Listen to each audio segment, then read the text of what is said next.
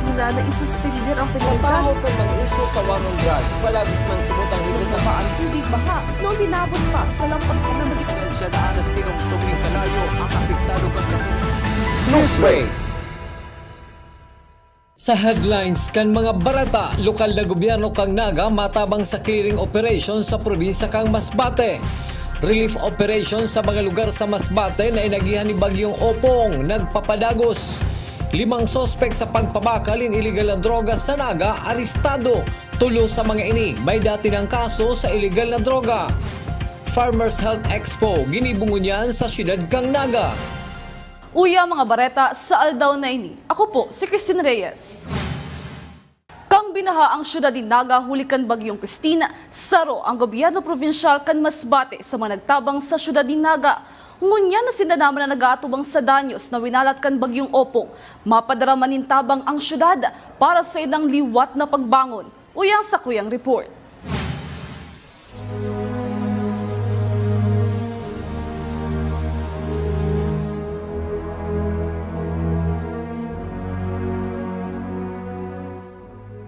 Nagkaturumbang puunin kahoy, poste ng kuryente asin danyos sa mga harong asin pagbuhay. Kan mga residentes kang probinsya ning Masbate ang iwinalat kan Bagyong Opong kang ini magtama kan nakaaging Biyernes. Tabang man ang hagad ninda para liwat makabangon ang sedang probinsya asin makabalik sa dating pagbuhay ang mga residentes digdi. Saro ang lokal na gobyerno kan Naga sa mga nagpadara ning tabang sa nasabing lugar. Sa press conference, sinabi ni Mayor Lani Robredo na ang kinakaipuhan kang Masbate iyo ang makakatabang sa clearing operation, kung kaya nagpadara sinda ni mga gamit asin personaheng matabang sa clearing operation. Dagdag pa ni Robredo, pinagplanuhan maninda ang mga gamit na dadarahon kang grupo ni CDRRMO head Reyno Rodriguez. Urog na ngunyan na igwan na naman ning raot ning panahon na binabantayan. Grabe yung destruction doon. So sabi nila ang pinakakailangan nila clearing, yung mag-clearing operations. Yun yung ni-request nila. So magpapadala tayo. Ina-arrange lang namin today kung sino yung mga pupunta, saka anong gamit yung dadalhin. Kasi paghahandaan din natin just in case tamaan tayo on Friday. Hindi tayo mapilay. So ngayong umaga lahat mafa-finalize. Pero naka-coordinate na tayo sa city government ng Masbate. Naka-coordinate na din tayo sa OCD. Kaibanan ni CDRRMO head Reyno Rodriguez ang 18 personnel asin kaibanan man ang hali sa City Enro asin Public Safety Office na mapasiring sa Masbate. 18 crew po ang members ang kasama po. Ang majority po rito ay mga taga CDRRMO, ay yung iba po from Enro, PSO. Sila po yung may mga training din when it comes to mga ganitong pangyayari sa atin. So lahat po sila ready. Mas kasama po yung chainsaw, mga bolo kasi clearing nga po. At the same time, we were actually working on yung boom truck, pero it so happen yung boom truck po natin hindi talaga kayang mag-serve para dun sa malalaking poste ng mga cooperative. So ifo-forgo po natin yon, and may another truck po na pinupuno ng mga pangangailangan, especially yung mga housing material na kailangan taga ng mga residents po ng Masbate City and province of Masbate. Sarong sima naman matinir ang grupo kan LGU Naga sa probinsya ning Masbate para sa mas marikas na pagpapakarhay kan danyos na iwinalat kang Bagyong Opong. Para sa Geran TV 48 Naga, Cristina Alcanzar Reyes, Newsbreak. Mientras tanto, kaibanan man ang Kusurekodo sa mapasiring sa probinsya kan Masbate para maparikas ang pagbalikan supply ng kuryente sa mga establishmento asin residensya kan mga naapektaran kan bagyo. Duwang team, duwang utility vehicles asin sarong boom truck ang ipapadara sa Masbate kang Kasurekodos na matabang sa Masbate Electric Cooperative. Susog sa tagapagtaram kang Kasurekodos na si Rener Bukay, aabuto ni 15 aldaw ang sa mga personay sa Masbate. Alagad madepende pa sa matatapos nindang trabaho. Nagkaigo po kita ng finalization kan listahan last Sunday. After lang ang restoration tag di sa Naga City, si mga naapektaran kang bagyo. Igo po kitang duwang teams and igo kita ning sarong boom truck operator and igo kita duwang utility vehicles. sa rumbong truck. Yan po si composition kan sa tuyang task force kapatid from Casoreco 2 na kung saan si target na duman makatabang na mai-restore tulos at supply kang kuryente duman sa area coverage kang Maselco ining sakop kang Masbate. Kaya yan po hopefully makaabot sinda makahali sinda ngunyan makaabot sinda duman sa aga pwede na siyang i-deploy. Padagos sa mga bareta, bako man grabe ang danyos kan bagyong Opong sa sektor kan agrikultura sa syudad ni Naga. Susog ki Jap Asense kan City Agriculture Office. Dakula ang pasalamat kan mga paraoma na dainadanyaran ang seda mga tinanom. Sa ngunyan, padagos ang pagkolekta ni datos sa mga nadanyaran para matauan ni magkakanigong tabang. Maswerte ang Naga dahil naglikaw, nagbaba ang direksyon ng bagyong Opong. And very minimal si damages. Igwa kita mga nare-receive reports, mayo pa kaming exact figures. Siguro later today, igwa na kaming datos kan si damage ni Opong. Pag-abot po sa mga reports na na-receive si mga nagkaharap lang paroy dahil yaong kita mo yan sa almost booting, 2 weeks na lang harvest na ning paroy ta. So may mga nagkaharap la. Igwa naman sa tong mga nag-early harvest before mag-abot si bagyo. Pero ang general report, nature can report is minimal ang damage kan si nakaaging bagyo.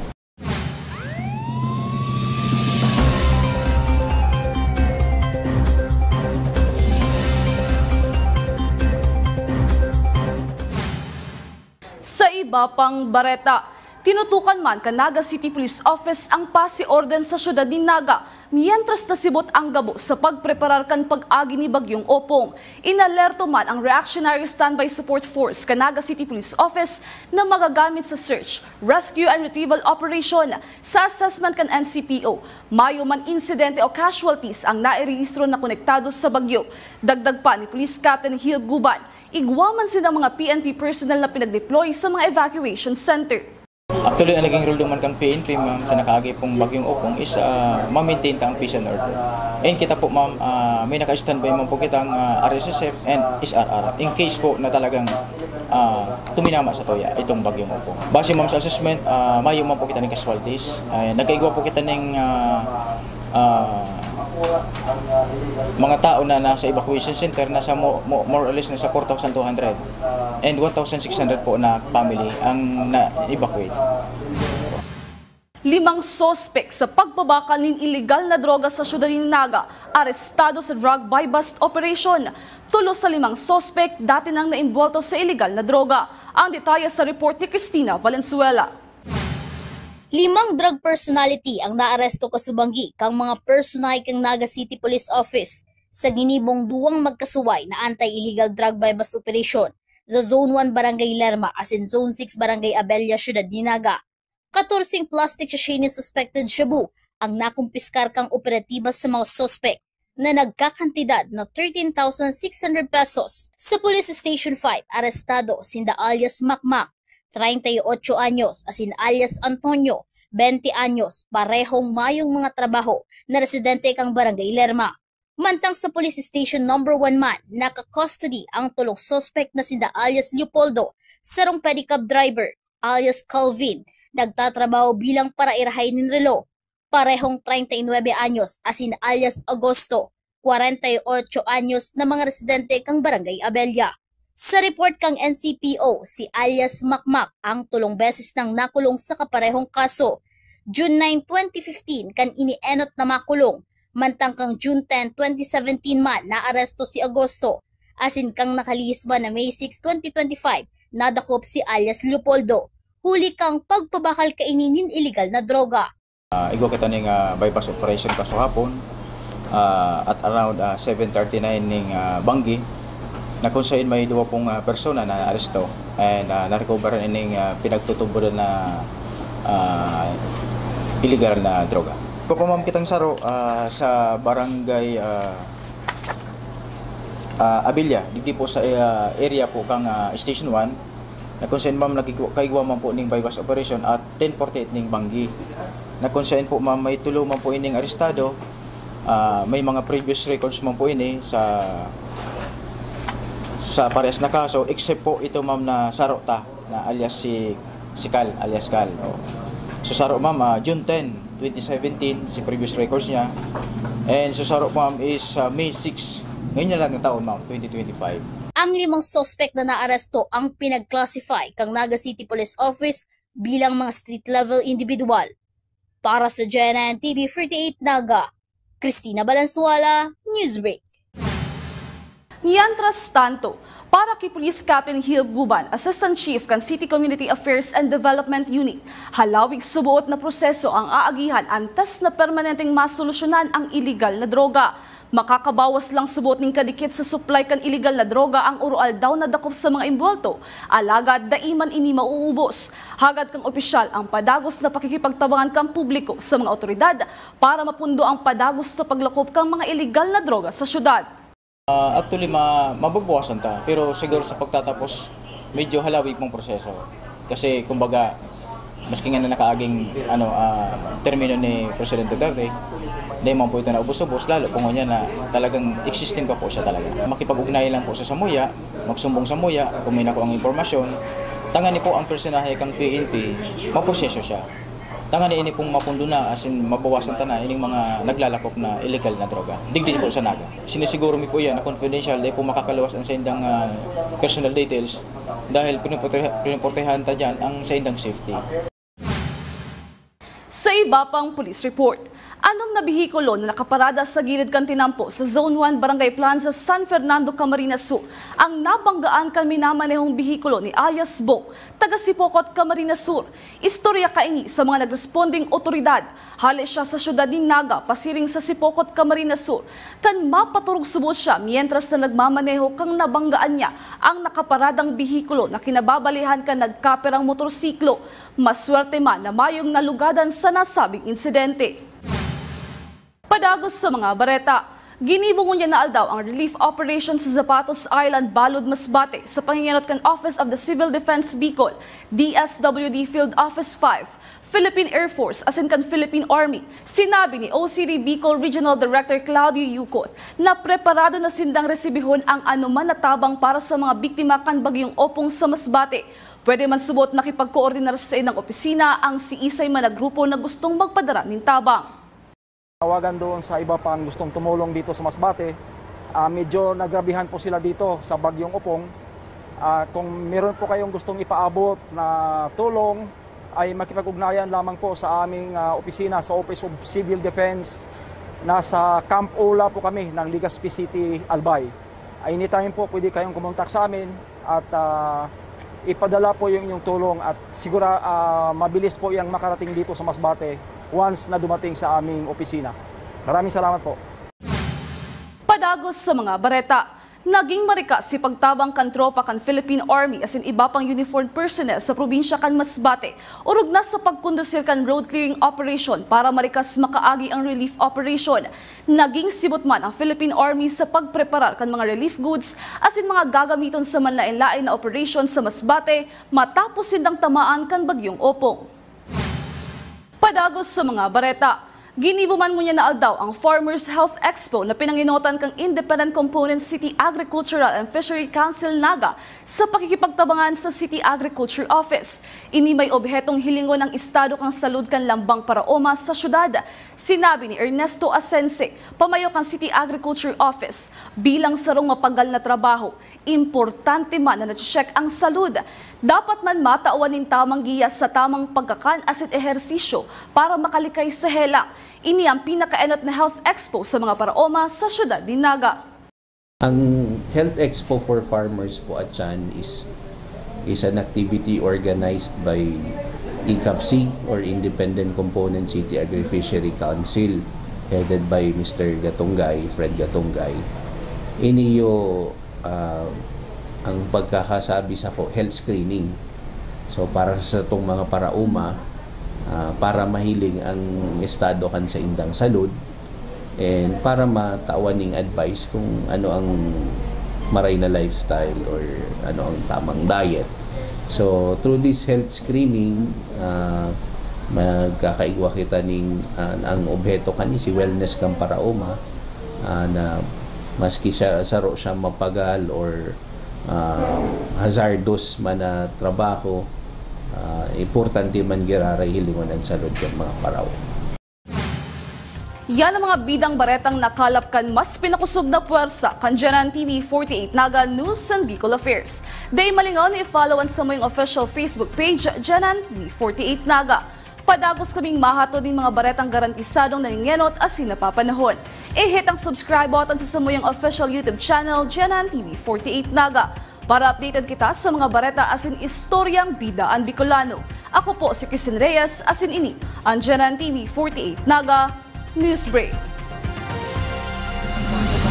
Number 3 ng Naga City Police Office. Pinagsubo kasi ng opisina na isuspender ang Sa penalidad panahon ng mga isyu sa war on drugs, palagis man subutang higit na ang tubig baha nung hinabot pa sa lampag na medical. Siya na anas tinong kalayo ang apektado kang kasunod. Newsbreak. Seeing clearly shouldn't mean traveling far from home. At Camsur Eye Center, world-class care is right here in the heart of Rinconada and the Bicol region. With advanced diagnostic tools, ophthalmology specialists, and a team that treats you like family, we bring expert eye care. From children's screenings to managing cataracts, glaucoma, and diabetic eye conditions without the need for long trips. Because your vision matters, and so does your time. Camsur Eye Center, world-class eye care just around the corner.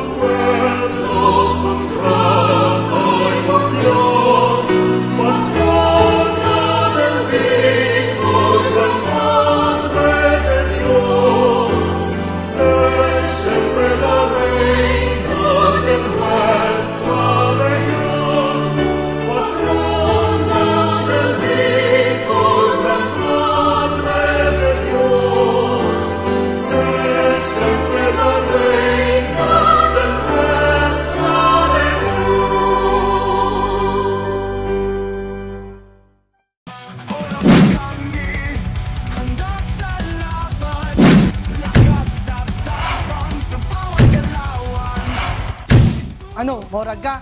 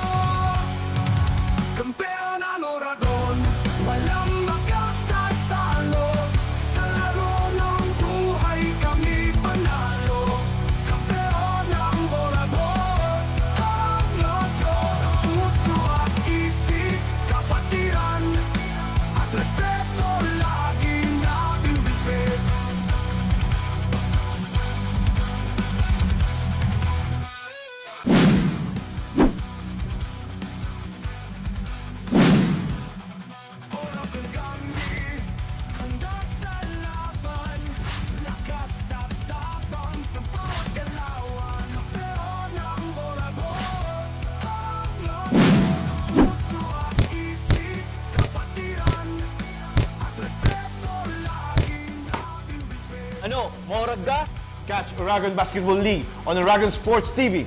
Liga ng mga Kampiyon!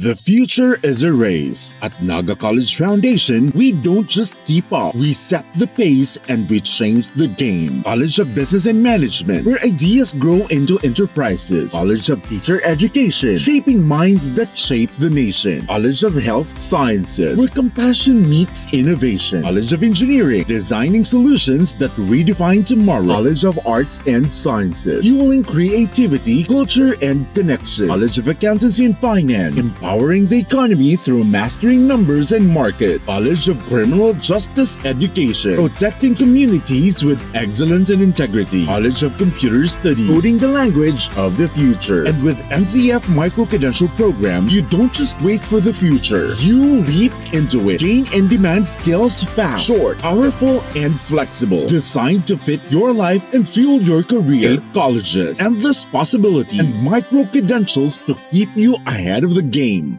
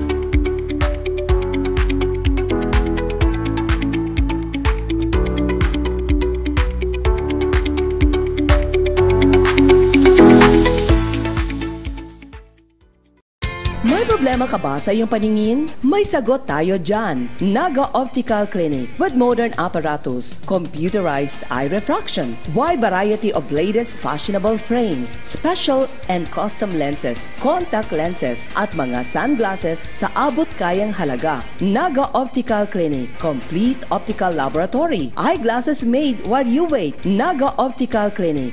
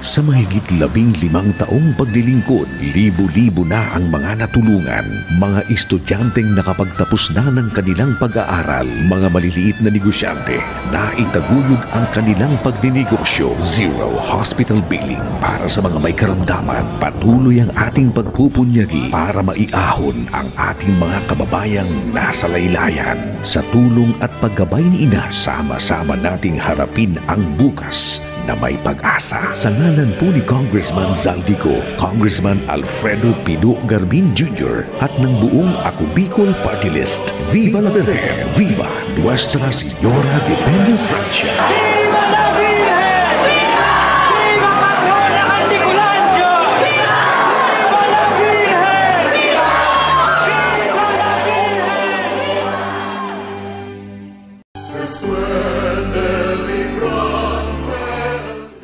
In this season of deep faith and joyful celebration, we at the Naga College Foundation join the entire Bicolano community in honoring Ina, Our Lady of Peña Francia, a mother to all. As children of Ina, we are reminded that her love knows no boundaries. She embraces each one of us regardless of who we are, where we come from, or the path we walk in life. As the NCF dare to change the game this year, in the spirit of Ina, we are called not only to play the game of life, but to transform it, to shift perspectives, uplift others, and create spaces of innovation and compassion. Just as Our Lady welcomes us all as her children, so too must we reimagine education and service as opportunities to change the narrative for not just for our students, but more so for our communities and our nation.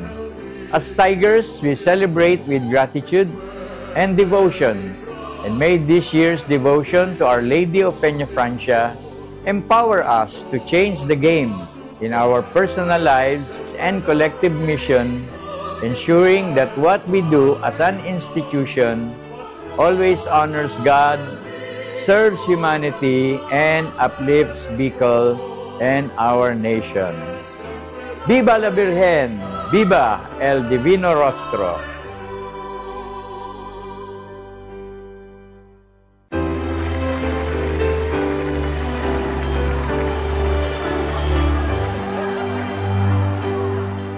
Ang tema kan Peña Francia Fiesta ngunya na taon, napatutuohan tanagabus. She is indeed a mother to all. Siya mananggad ina sa gabus.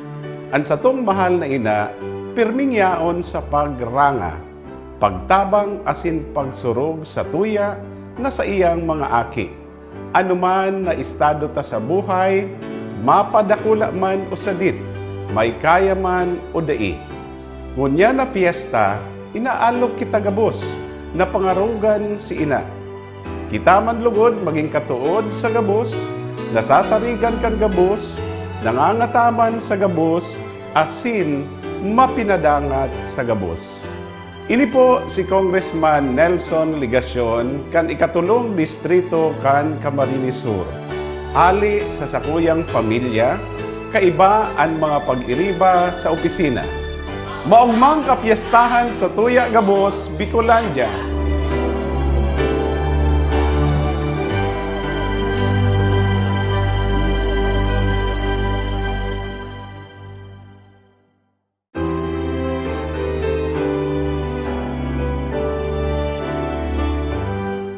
Viva la Virgen!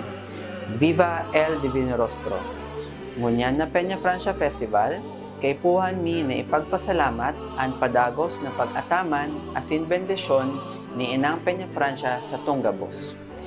Ining kapistahan, nagdadala ning pagkamuot, pagtuod asin paglaom na nagtutukdo sa to na maging mas marahay na tao kada aldaw. Kasabay ka ini, ang Camsor Eye Center kaibahanan nindo sa pag-umaw asin pagselebrar. Dakulaon na prebiyeyo ang making kabali sa komunidad na padagos na tinatawan ning grasya asin bendisyon. Diyos mabalos Inang Peña Francia. Viva la Virgen! Viva el Divino Rostro!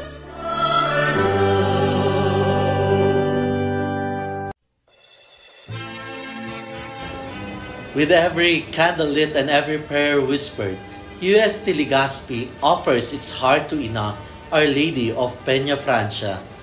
Walking with the devotees, we carry the mission to live a life of truth and love out of gratitude. Together, As Legazpi Tomasians, we proclaim, Viva la Virgen!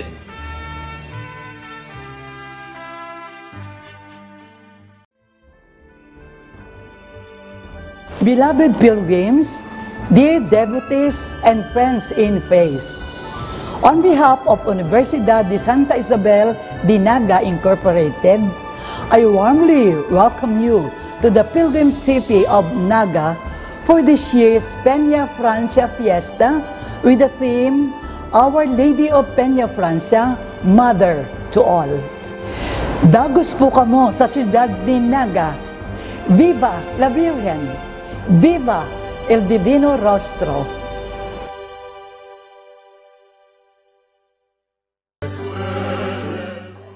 Marhay na Aldaw, Bicolandia. On behalf of Uma Hotel Plus Residences, we join the whole of Bicolandia in honoring Our Lady of Peña Francia, our beloved Ina. This festa is a time of prayer, thanksgiving, and togetherness, as pilgrims and devotees of Naga filled with faith and devotion. May this celebration bring peace, joy, and blessings to your family. Viva la Virgen! Diyos mabalos sa Indogabos.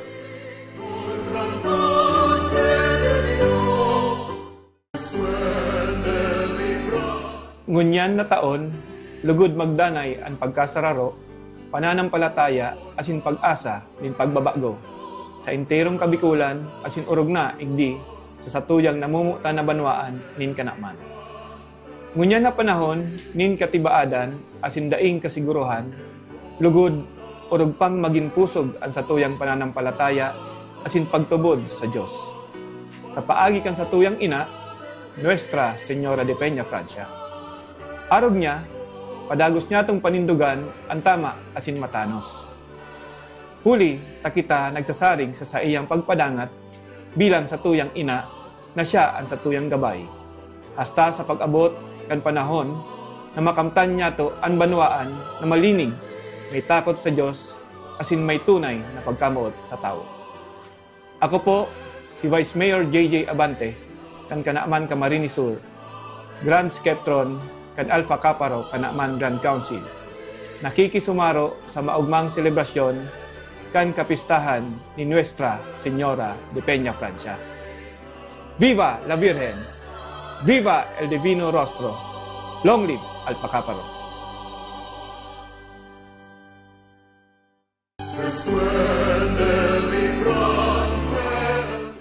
Viva la Virgen!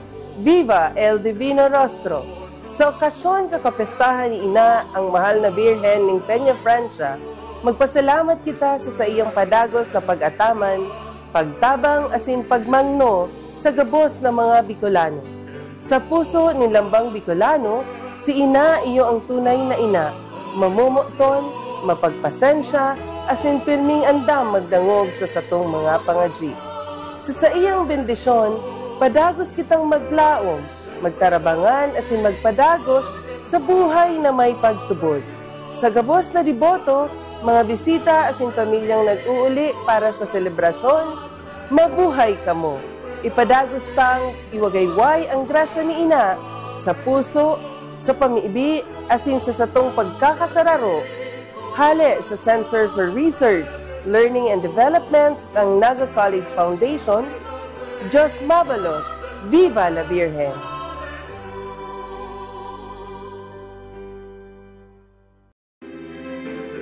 Ngunyan na panahon ng kapistahan, sa tong ipasalamat asin pangadji na kita biyayaan ting maray na salud, sagod ang satuyang mga pamilya. Kita magpasalamat sa mga bagong oportunidad asin sa mga bagong kaaraman. Isabuhay ta ang mga pangadal at manindugan sa mga tamang prinsipyo. Ang satong inang Birhen de Peña Francia, tunay na uragon. Viva la Virgen! Viva!